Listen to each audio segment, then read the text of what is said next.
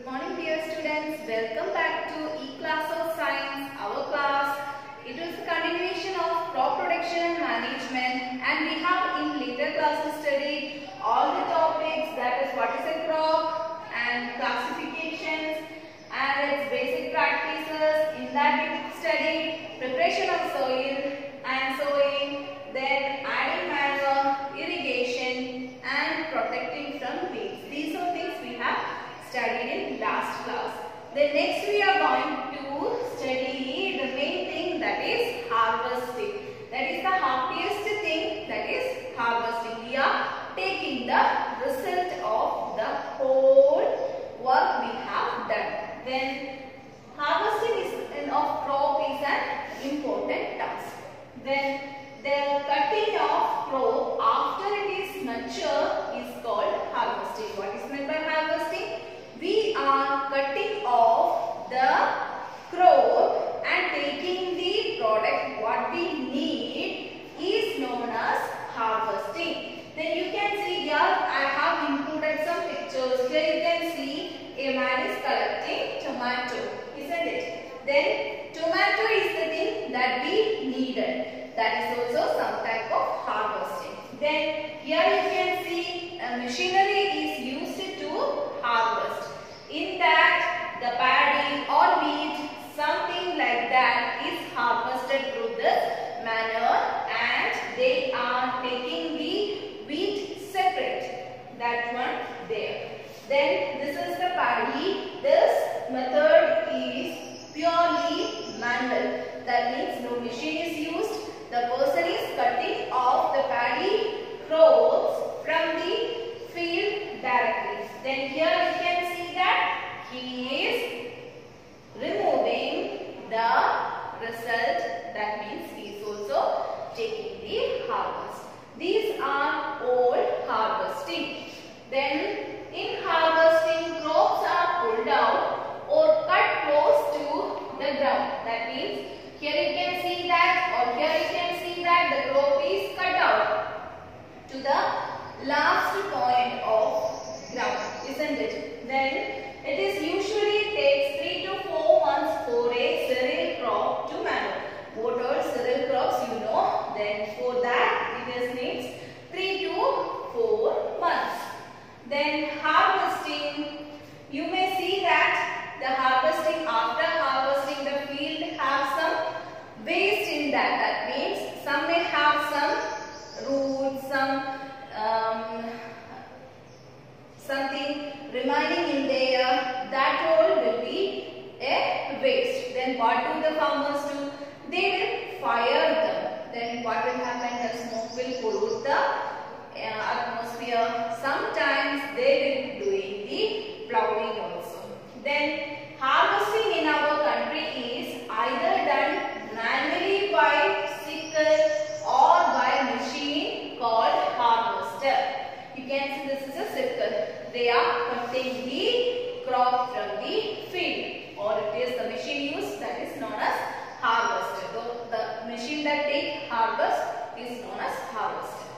Then in the harvested crop, the grain seeds needs to be separated from the chaff. This process is known as threshing. Then threshing is important thing. You can see that in this one we are taking this as the crop itself. In that there is the seed, and in the portion there will be no portion allowed for only collecting seeds. It is not manually able to collect only the seeds. It is possible here, but you can see that with the sickle it is removing, and after that the seed is taken, separated, and the chaff is removed, and this process is known as threshing.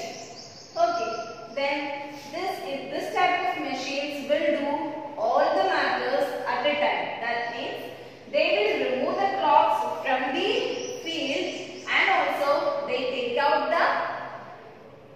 out the seeds from the chaff and separate the chaff. That means threshing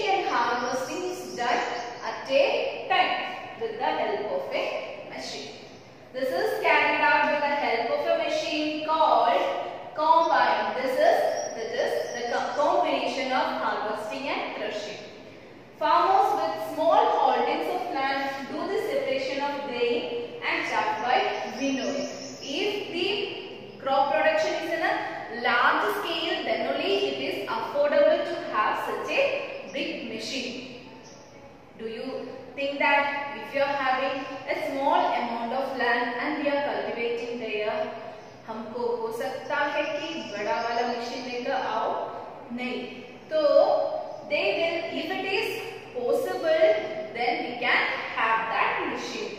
If it is not possible, they will be removing the seed from the chaff by the method of winnowing. आप लोगों ने देखा होगा कि winnowing की procedure, that means they are separating the chaff and not chaff and these wheat from the wheat or the seed from the crop. That this is process is known as winnowing. Then next method, next practice is to store. We know that firstly we prepare the soil, we put the seed, then we put the fertilizers, manures, we supply irrigation process also.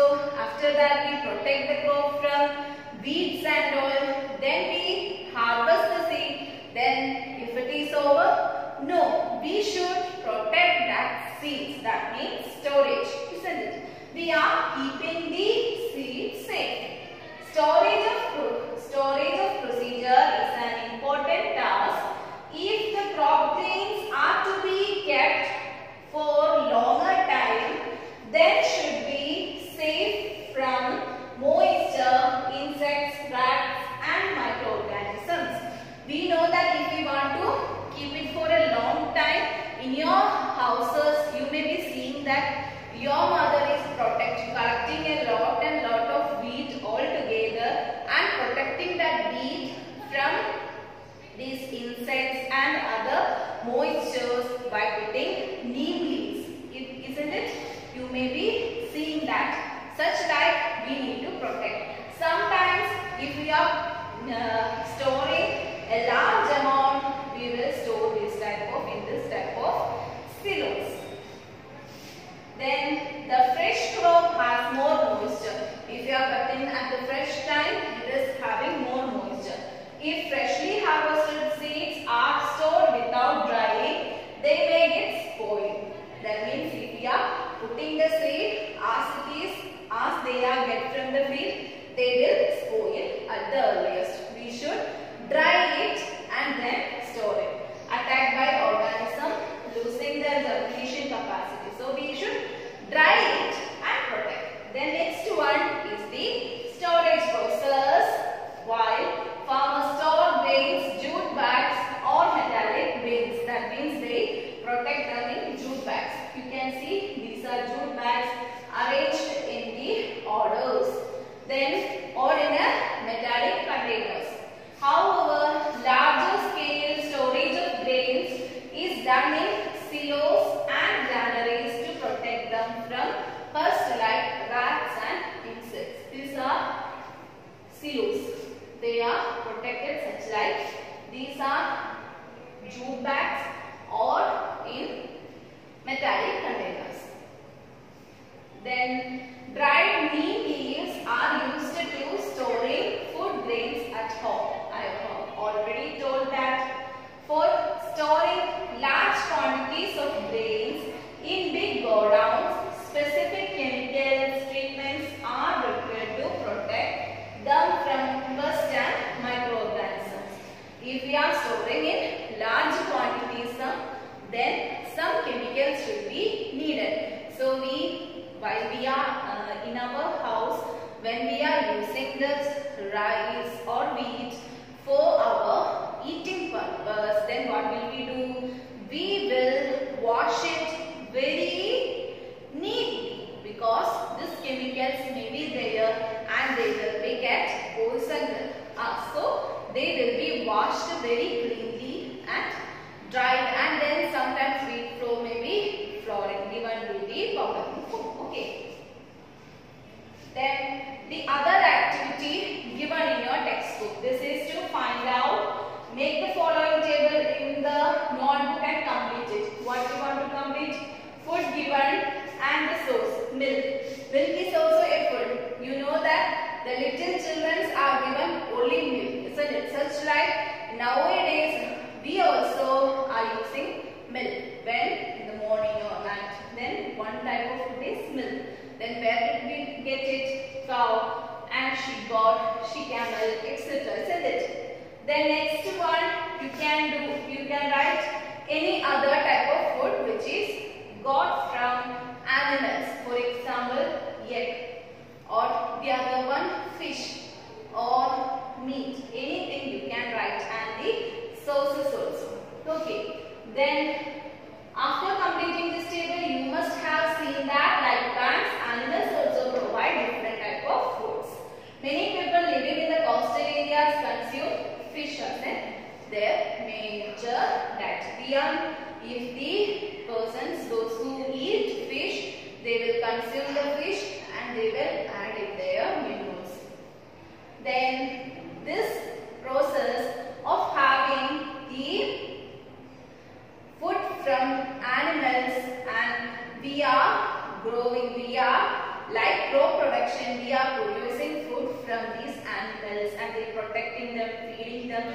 These all things are known as animal husbandry. Then here she is telling that fish is good for health. We get goat liver oil from fish, which is rich in vitamin D. Each food will have their own vitamins. Then fish is said to be have more vitamin content of D, isn't it?